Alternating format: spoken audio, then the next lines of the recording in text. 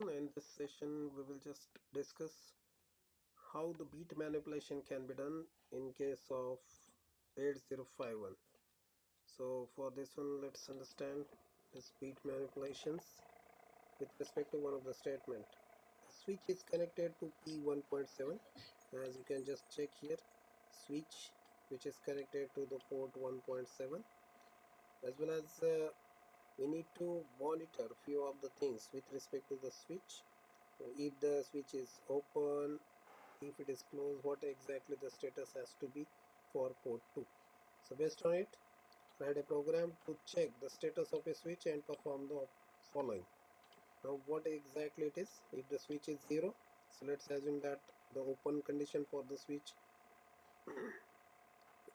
So if switch is 0, then we need to pass character N to port 2. So character N will be passed to port 2 if the switch is at 0. If switch is equal to 1, then send character Y to port 2. So switch equal to 1, one can assume it like a VCC, and switch equal to 0, one can assume it like a ground. So this is what the status we need to observe at the switch. Now let's proceed for another aspect of this code. So in order to build this kind of code, first of all we need to treat P1.7 as an input. So that's why setB P1.7 is done at the start. So here by default the org0h and end is, these two directives must be present. So we are just checking what exactly the content to be written in between. So setB P1.7, this will treat 1.7 as an input. So we will just monitor P1.7 with respect to the certain status. So if P1.7 is equal to 1, means if bit is equal to bit P1.7 is equal to 1, then we need to jump to the over. So what exactly the over? Over means it is the label. So this is where the jump will happen if P1.7 is equal to 1. So what is it means? Switch is at P1.7. We are just observing the input at the same port. So if it is 1, then we need to pass character Y to port 2.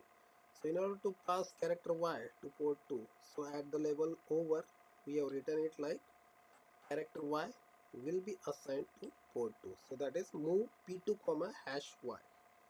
So after this again we need to check the status. So that's why short jump again is mentioned, so that it will be again transferred to the label again.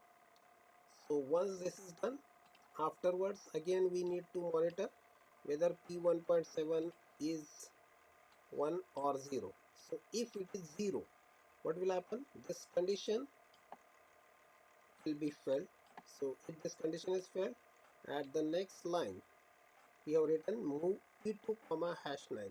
It means this particular thing, this will be validated once the condition is failed. So it means character N will be passed to port 2. So in the second condition, character N means when P1.7 is 0, character N will be passed to the port 2. So this is how, once this particular task is done, after that short jump again is mentioned, means again we need to monitor and come back to the label again.